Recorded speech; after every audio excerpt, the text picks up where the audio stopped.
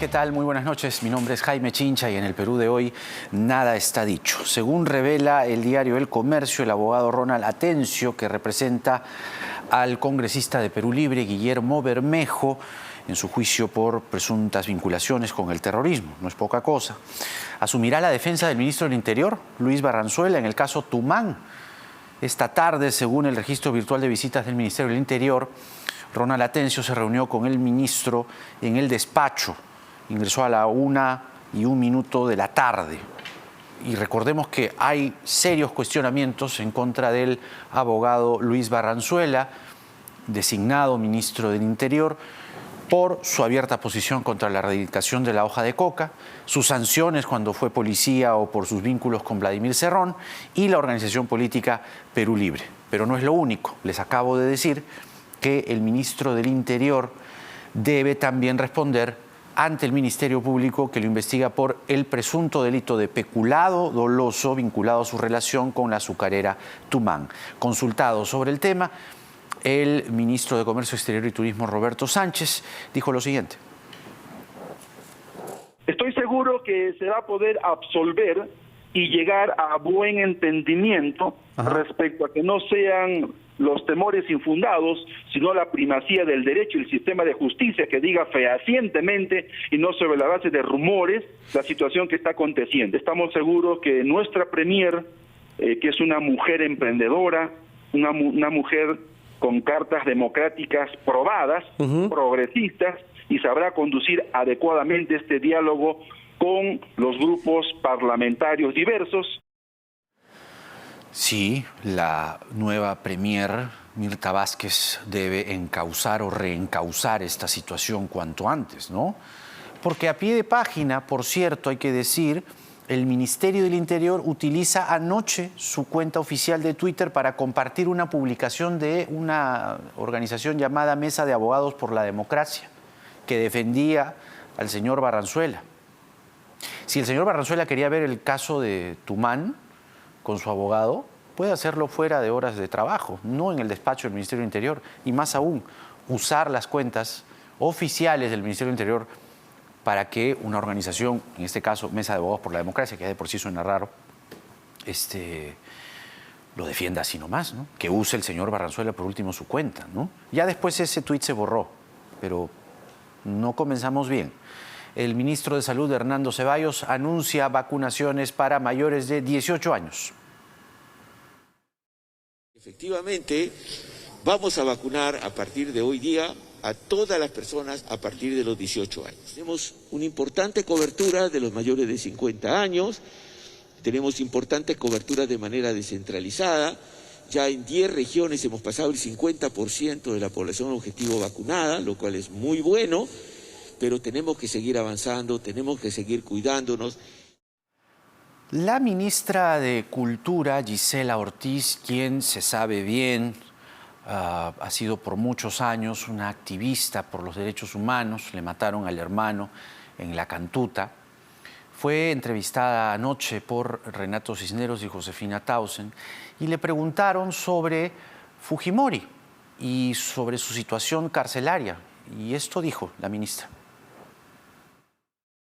Cuando me han preguntado si yo creo que es justo que Fujimori se muera en la cárcel, yo siempre he dicho que no, porque debe ser bien doloroso para la familia y también para la propia persona mayor morirse solo.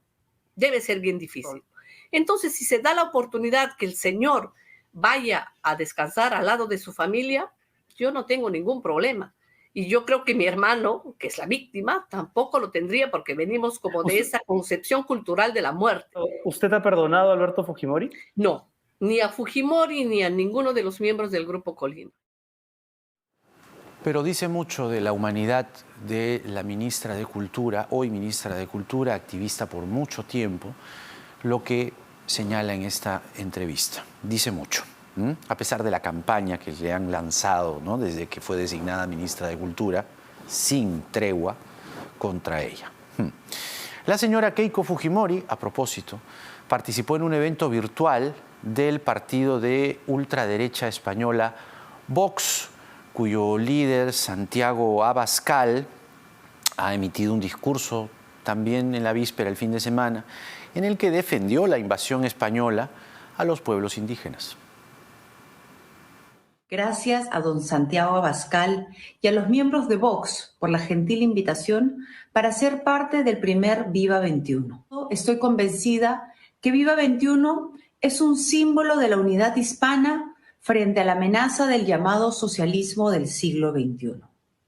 Esa corriente nefasta, empobrecedora y enemiga del desarrollo que ha envenenado por décadas a nuestros jóvenes y tergiversado nuestra real historia. Muchas gracias a Vox y cuentan con fuerza popular para defender la libertad, la democracia y la vida. ¡Viva España! ¡Viva el Perú! Bueno, eso fue lo que dijo la señora Fujimori en este evento de Vox, este partido de ultraderecha, ¿no? Cuyo líder, Santiago Abascal, ha resaltado su orgullo por España, por su historia y por lo que hicieron sus antepasados, la mejor de nuestras reinas, Isabel la Católica, al tiempo que ha dicho que nosotros no pedimos perdón a los progres. Eso es Vox, entre otras cosas. Hablando de Fuerza Popular, el partido de la señora Fujimori, este partido y Podemos Perú, Alianza para el Progreso y el Frente Amplio usaban dinero que les da el Estado peruano, entregado mediante el financiamiento público directo, para beneficiar a personas cercanas a sus agrupaciones por contratos con consultorías, informes de investigación o incluso la publicación de diarios, ¿no? El caso que ha sonado más, sin duda, es el de Fernando Rospigliosi, que por un informe sobre seguridad ciudadana cobró 180.000 soles. Esto lo ha revelado anoche el programa Punto Final. Luego vamos a hablar con Carlos Anderson, congresista de Podemos, porque también Podemos está vinculado, ¿no? Ahora, es el tema, uno de los temas, ¿no? Porque sin duda el tema central es qué va a pasar con el gobierno y el Congreso. Una relación que venía muy tensa, con mucha fricción en los días previos, sobre todo en la gestión Bellido, muy mal, ¿no? Ya se lanzaban balas de plata o por lo menos anunciaban cada uno, cuestión de confianza, vacancia, censuras y todo lo demás. Entonces vamos a ver cómo pinta el panorama, eso lo veremos luego.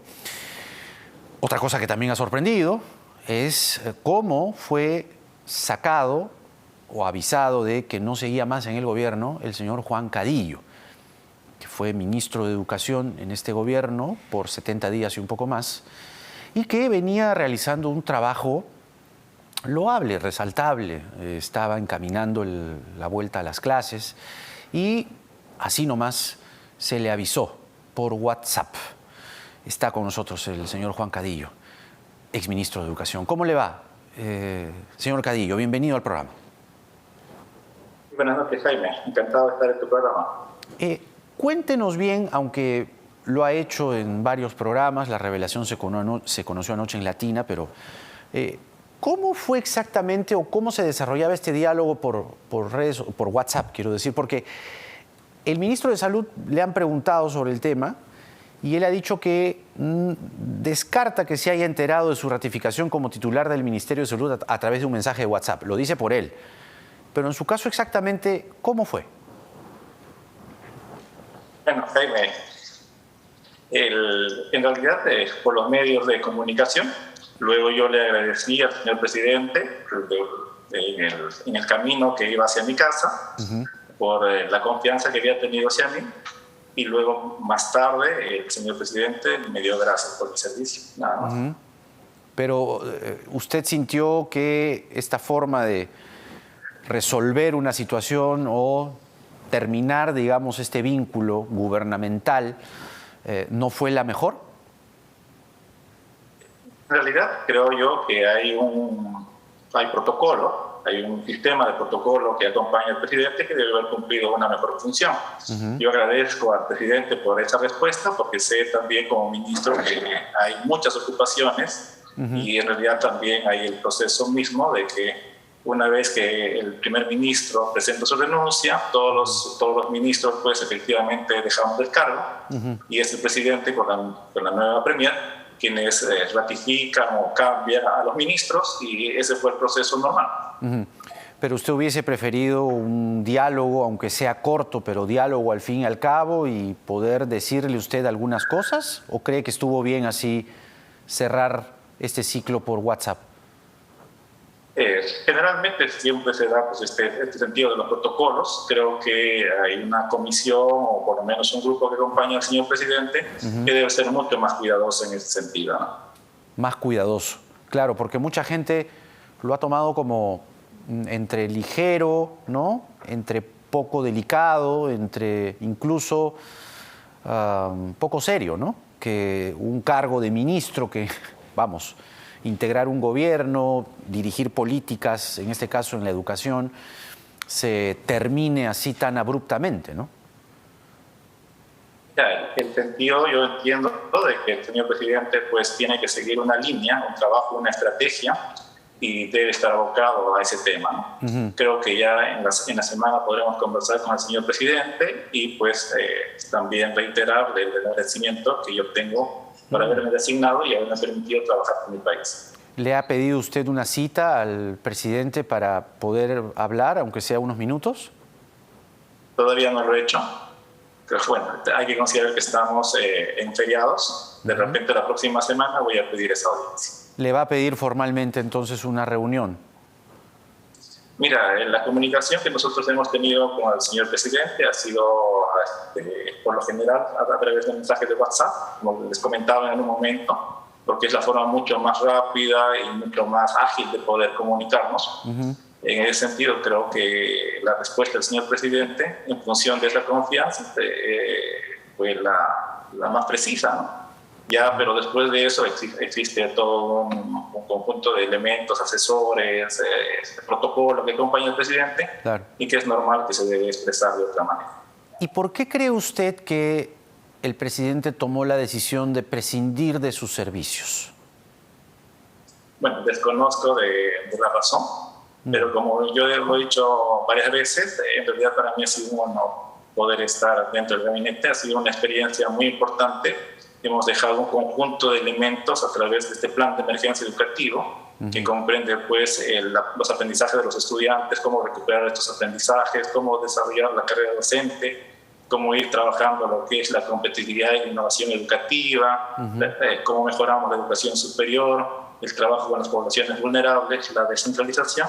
Y el otro elemento que consideramos muy importante es el elemento de la infraestructura educativa. Y bueno, hemos dejado todo eso encaminado. Creo yo que el nuevo ministro de Educación, señor Gallardo, pues esperamos que siga ejecutando y siga trabajando también en bien de la educación que es necesaria para todos los peruanos y peruanas. ¿Es cierto que usted recibía presiones de Palacio para que cumpliera cuanto antes con los compromisos del presidente Castillo expresados en la campaña? Mira, en realidad siempre ha habido un conjunto de requerimientos, por ejemplo, el elemento de lo que es el ingreso libre a las universidades, que fue un pedido justamente que estaba en el mensaje presidencial. Nosotros hemos venido trabajando en función de este mensaje presidencial, como todos los ministros, justamente porque hay un conjunto de lineamientos y políticas que cumplir. Pero usted era promotor, activo, ¿le parecía una buena idea que se implemente el ingreso libre a las universidades? Con respecto al ingreso libre, es una nueva oportunidad. Nosotros le hemos dado un sentido mucho más integral del primero que fue propuesto, que fue propuesto para las universidades. Nosotros lo ampliamos a toda la educación superior, a la parte tecnológica, a la pedagógica y a la universitaria. Y en realidad son ideas nuevas que hay que ir piloteando, pero también a la vez necesitamos mayor concertación y es obvio presupuestos. ¿Tuvo algo que ver su salida, pregunto, con el caso de acoso denunciado en su momento por el periodista Ricardo Uceda contra una de las asesoras del despacho, que además usted conocía, que de acuerdo a este reporte fue acosada incluso en una escena clave, dice Uceda, el señor Carlos Arámbulo, jefe del gabinete de consejeros, compulsivamente le habría tomado la mano y eso motivó que la viceministra de Gestión Pedagógica, Vanessa Toribio, renuncie aduciendo discrepancias éticas. ¿Tuvo algo que ver eso con su salida? Supongo que habrá sido una situación difícil de manejar. Mira, la situación que ha tomado en su debido momento Nosotros tomamos atención a la denuncia y al día siguiente pedimos la renuncia. Con respecto a ese elemento, dudo que hayamos actuado mal. Hemos actuado lo más rápido y correctamente, se evaluó la situación. Y en función de ello hemos seguido avanzando. Creo que el respeto hacia las mujeres, el cuidado de la dignidad de cualquier ser humano es importante y clave para nosotros y en la gestión, ¿no? Se actuó lo más rápido posible.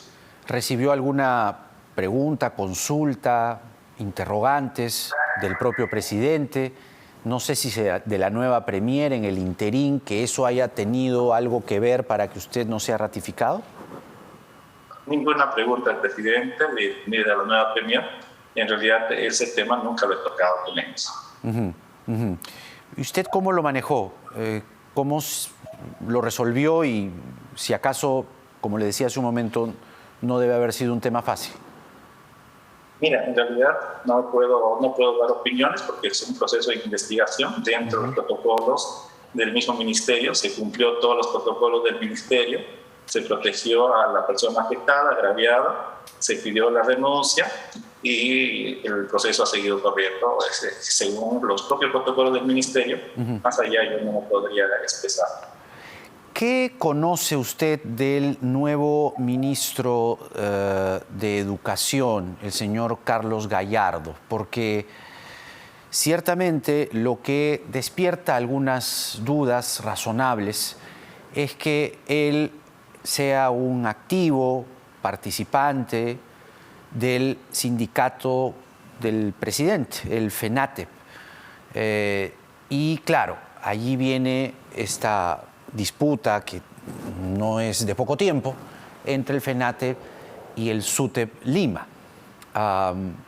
¿Cómo ve usted a primera vista qué puede hacer el señor Gallardo en el Ministerio de Educación y en todo caso que usted haya dejado como líneas maestras? Yo conozco al señor Carlos Gallardo como ministro, quiero expresarle públicamente mi felicitación. Además, es una persona muy capaz y lúcida. Nosotros hemos trabajado en la campaña con el señor Carlos Gallardo, en la actividad y en la creación de algunas líneas del plan. En ese sentido, tengo la confianza de que va a seguir el plan porque hay muchas cosas que se han trabajado con él. Sé que hay algunos elementos en los cuales es obvio que las personas dominan más, que es en este caso la parte sindical. Quizá yo más esté orientado a la parte tecnológica, pero tengo la confianza de que hará un buen papel en el Ministerio de Educación. Ahora, que él en diferentes eventos, conferencias, cuestione al SUTEP y el manejo de la derrama magisterial y sea a su vez afín al CONARE y al FENATEP, ¿no le resulta inquietante, preocupante? Mira, yo he conversado durante bastantes veces con el profesor Carlos y en ningún momento hubo ese sentido es más sindicalista que tú haces referencia, ¿no? Sino en los procesos en los cuales hemos venido trabajando íbamos construyendo todo un conjunto de lineamientos que tenían que mejorar la educación y la calidad educativa. Recién, justamente a raíz de la prensa de que saca estos elementos de los que tú haces referencia, bueno, en este caso él mismo tendrá que deslindar todos estos elementos porque yo no los conozco, por lo menos en el sentido de que nosotros hemos conversado durante la campaña.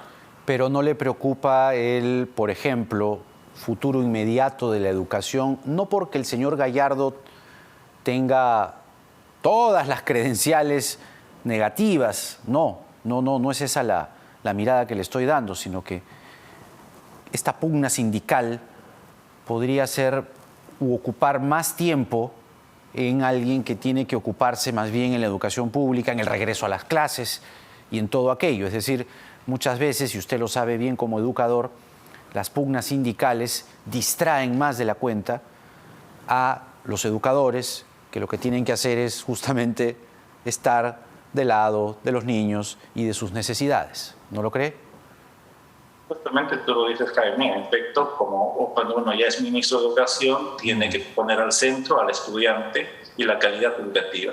En ese sentido, pues hay que esperar el trabajo del profesor Carlos Gallardo y hay que estar vigilante, como siempre, desde todos los niveles de la sociedad para que esto se cumpla y no se distraiga, como tú muy bien lo dices, en aspectos más sindicales. Ahora, usted espera eso, usted espera que el señor Gallardo no tenga, digamos, o anteponga la cuestión sindical, el querer ganarle la batalla al SUTEP, que es algo que hacía hasta hace poco, ¿no? Y poniendo por encima al FENATE, y ahí nos distraemos, pues. ¿Usted cree que, o espera que el señor Gallardo cambie, digamos, esa forma de pensar? Es lo que entiendo. Y lo que debemos esperar es que debemos pensar en cómo mejorar la carrera docente, cómo aumentar los sueldos, cómo mejorar la preparación de los maestros, cómo afianzar un sistema de ingreso de los profesores a la carrera, porque postulan cerca de 200.000 maestros, aprueban 15.000 y solo se nombran 4.000. Claro. Hay aproximadamente 180.000 maestros contratados. Al 2030 se calcula que va a haber 100.000 maestros más que se van a jubilar por razones de edad. Entonces vamos a tener 280.000. Y si solo aumentamos 4.000 por año, en realidad vamos a tener algo de 240.000 maestros contratados. Y eso cualquier sistema de calidad no lo va a resistir. Y esto en función de lo último que hemos trabajado con el Banco Interamericano de Desarrollo. Ellos han presentado un estudio que nos dice que el mejor rendimiento para las pruebas S, que son las pruebas que toma el Ministerio de Educación para la parte matemática y de comunicación, se correlaciona con docentes nombrados. Claro. Entonces ahí es clave ver la mejor forma donde se puede seguir introduciendo sin bajar la valla, y esto implica elementos de la carrera que implicaría desarrollar innovación educativa, promover que los tercios superiores de los docentes vayan hacia espacios de difícil cobertura, y en realidad podemos hacer muchas cosas en función de este elemento crítico que es llevar a los mejores maestros a estos espacios donde se necesitan dentro de las escuelas. Y el presidente, siendo tan cercano al FENATE, como es obvio, y el señor Gallardo siendo tan cercano al FENATE también, usted cuando estaba en el ministerio, tengo esa duda, ¿recibía, digamos, indicaciones, preocupaciones, mensajes, no sé si por WhatsApp, respecto a que le diese más interés al FENATE que al SUTEP? Porque usted se llegó a reunir con el SUTEP. Yo no sé si eso le debe haber gustado al presidente. Mira, yo antes de ingresar al cargo de ministro recibí un encargo principal, justamente tanto de Perú Libre como del propio presidente Pedro Castillo, el soñar en la mejor educación. Entonces a eso es lo que yo me he centrado. Y para esa mejor educación es obvio que como ministro de Educación teníamos que reunirnos con los sindicatos. Y en mi caso me he reunido con todos los sindicatos, con el SUTE, con el FENATEP, con el sindicato de auxiliares, personal de servicio, con las diferentes leyes que hay dentro del propio ministerio. Hemos tratado en realidad de hacer democráticos y de escuchar los reclamos de los sindicatos. En ese sentido, yo por lo que puedo responder es que he tratado de ser lo más equitativo y al servicio fundamentalmente de tener un personal que se les escucha y que también se les propone alternativas. ¿Y no cree que eso le debe haber incomodado al presidente? Mira, más allá de incomodar a cualquier persona, nosotros debemos cumplir nuestra función por la cual es justamente ser ministro de Educación. Perfecto. Le agradezco, señor Cadillo, por esta entrevista. Que tenga usted muy buenas noches y éxitos. Lo mejor en su trabajo. Una cosita antes, perdóneme. Me olvidé esta pregunta. ¿Le preocupa a usted que el señor Gallardo tire para atrás el regreso a las clases? ¿Qué ha dejado usted listo para que se consume el plan que usted había echado a andar? Porque yo le digo, ¿no? Hay algunos trascendidos que le puedo comentar porque son de fuente directa y bastante informada, que aparentemente el señor Gallardo es de los que piensa o pensaría que para el regreso a las clases semipresenciales tendrían que estar todos los profesores vacunados. Entonces eso parecería ser, como lo digo, y uso el condicional en estricto uso del idioma, parecería ser, digo, que eso es un pequeño paso atrás, ¿no? ¿Qué le ha dejado listo a usted y si confía que el ministro Gallardo y ministro de Educación cumpla con ese plan? Por lo que nosotros hemos venido trabajando en coordinación con el MINSA, ya hasta la semana pasada había más de un 80% de maestros vacunados con la segunda dosis. Ahora que se ha bajado la edad en todo el país a mayores de 18, es obvio que todos van a estar vacunados. Y si es que falta alguien, en realidad ya hay que motivar e incentivar a base de información y derribar estos mitos de que la gente no se debe vacunar. También hemos venido trabajando con el Ejército en la Dirección Regional de Lima para la limpieza de las escuelas, hemos venido trabajando con las municipalidades, con las direcciones regionales. Teníamos ya toda una campaña armada.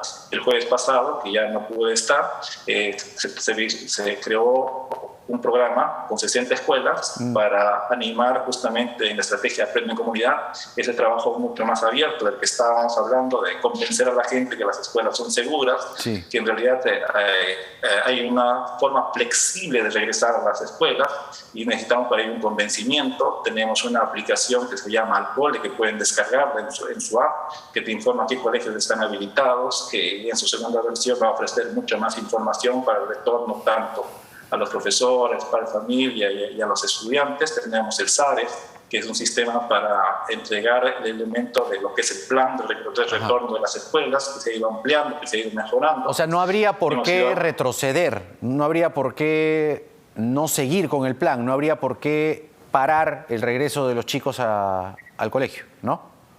Sí, tenemos todas las estrategias. Lo más importante y lo clave es una decisión informada. Hay que seguir informando a los profesores, a los padres de familia, hay que cumplir los protocolos, hay que seguir trabajando con el MINSA.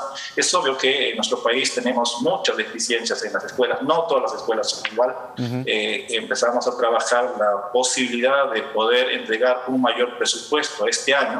A mí me dijeron, señor ministro, esto va a demorar por lo menos entregar más presupuesto para el mantenimiento de las escuelas, por lo menos va a demorar hasta diciembre. Yo le dije, muy bien, no hay problema, hay que entregar este presupuesto, hay que crear todos los mecanismos para dar.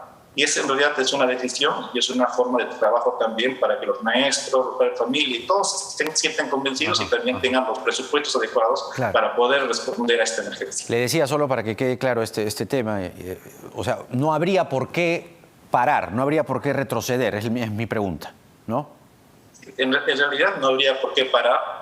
Y es importante también el respeto de los protocolos. En realidad tiene que haber un convencimiento con el respeto a los protocolos, la adecuada información, el dar los presupuestos. Y el otro elemento que me estaba olvidando, Jaime, si tú me permites, es también el trabajo con el personal de servicio. Existen enormes deficiencias con el personal de servicio, justamente porque hay un conjunto de normativas, pero sobre eso también es ya construir toda una ruta normativa para que el próximo año se asegure el personal de servicio en todas las escuelas. Juan Cadillo, exministro de Educación con nosotros. Ahora sí, muchas gracias, señor Cadillo. Hasta la próxima, que le vaya muy bien. Muchas gracias, Jaime.